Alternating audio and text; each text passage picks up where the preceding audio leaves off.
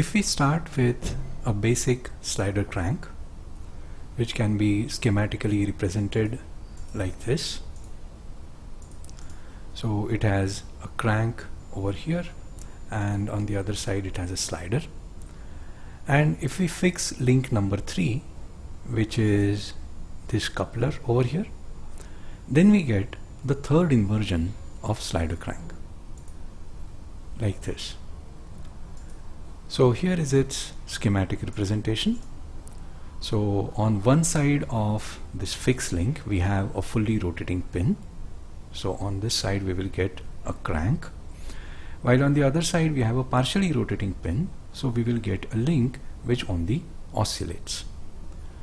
The resulting mechanism looks like this in its bare essential. So our input is this crank, so it rotates. At the end of that crank there is a slider.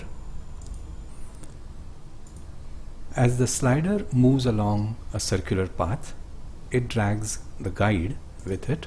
So this guide only oscillates back and forth. Next, we are going to make this mechanism little more useful by adding a few links like this.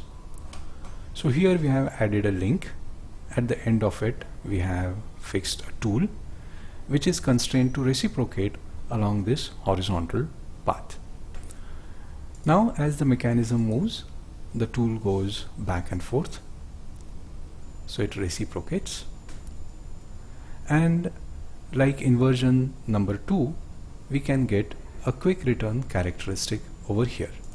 The quick return ratio of this mechanism can be evaluated using the two extreme positions of the guide, which is usually a link with a slot in which the slider slides, and these two extreme positions are nothing but tangents to the circular path of the slider like this. So this is the path of the slider, and these are the two extreme positions of the slotted lever. And again here we can see the angle turned by the crank during the forward stroke, shown in green, and the return stroke, shown in red, are unequal. Because this will be usually connected to an electric motor, these angles directly translate into time, because electric motors rotate uniformly, and the ratio of these two angles, the forward and the return stroke angle, will give us the quick return ratio. Let us follow the links over here to see this mechanism in 3D and in action. There are two manifestations. First we will see the crank slotted lever quick return mechanism. So this is how it looks in 3D. Here.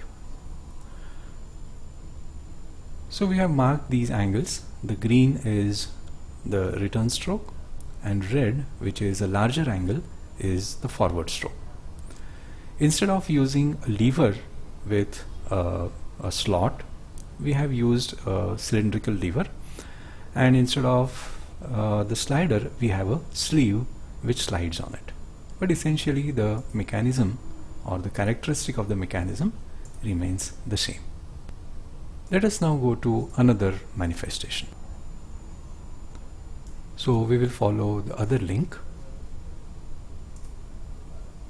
and that takes us here. So over here we have what is called as oscillating cylinder engine.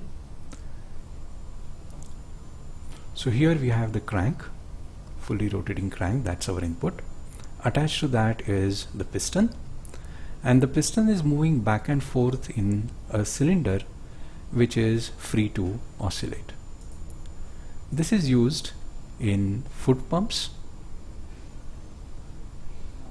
as well as the oscillating cylinder engines. So these are some of the practical applications of slider cranks inversion number 3.